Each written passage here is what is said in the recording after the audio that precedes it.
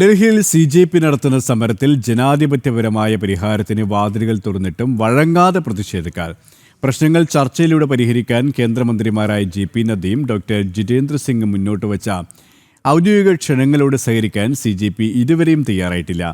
പരീക്ഷാ തട്ടിപ്പുകാർക്കെതിരെ കടുത്ത നടപടികളും അതിവേഗ വിചാരണയ്ക്ക് ഫാസ്റ്റ് ട്രാക്ക് കോടതികളും പ്രഖ്യാപിച്ചിട്ടും സമരം നീട്ടിക്കൊണ്ടുപോകുന്നതിന് പിന്നിൽ രാഷ്ട്രീയ അജണ്ടയാണ് എന്ന വിമർശനമാണ് ശക്തമാകുന്നത്. ഡൽഹിയിലെ ജനജീവിതം തടസ്സപ്പെടുത്തുന്ന രീതിയിലേക്ക് പ്രക്ഷോഭങ്ങൾ മാറിയിട്ടും ഉദ്യോഗാർത്ഥികളുടെയും വിദ്യാർത്ഥികളുടെയും ക്ഷേമം മുൻനിർത്തി അതിതീവ്രമായ അനുരഞ്ജന നീക്കങ്ങളാണ് കേന്ദ്ര സർക്കാർ നടത്തുന്നത്.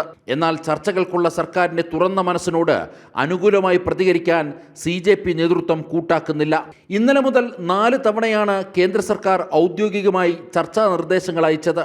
JP നദ്ദയുടെയോ ജിതേന്ദ്ര സിംഗിൻ്റെയോ ഓഫീസിലോ വസതിയിലോ അല്ലെങ്കിൽ അനുയോജ്യമായ പൊതുവേദിയിലോ വെച്ച് ചർച്ചയാകാമെന്ന് കേന്ദ്രം ഉറപ്പ് നൽകിയിട്ടുണ്ട്.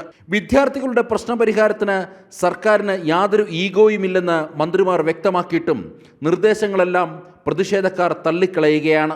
Since yesterday afternoon, in the last 24 hours, there have been as many as 4 offers made to the student representatives for a dialogue. We are still waiting for the response. We do not stand on prestige. We never stand on prestige.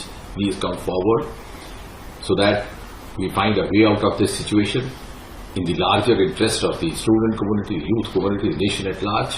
പരീക്ഷാ ചോർച്ചകളിൽ ഉൾപ്പെട്ട കുറ്റവാളികളെ arrest ചെയ്യുകയും അതിവേഗ ശിക്ഷ ഉറപ്പാക്കാൻ പ്രധാനമന്ത്രി fast track കോടതി പ്രഖ്യാപിക്കുകയും ചെയ്തിട്ടുണ്ട്.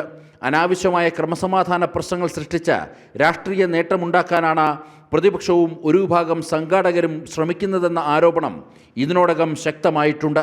ജനം, ഡൽഹി.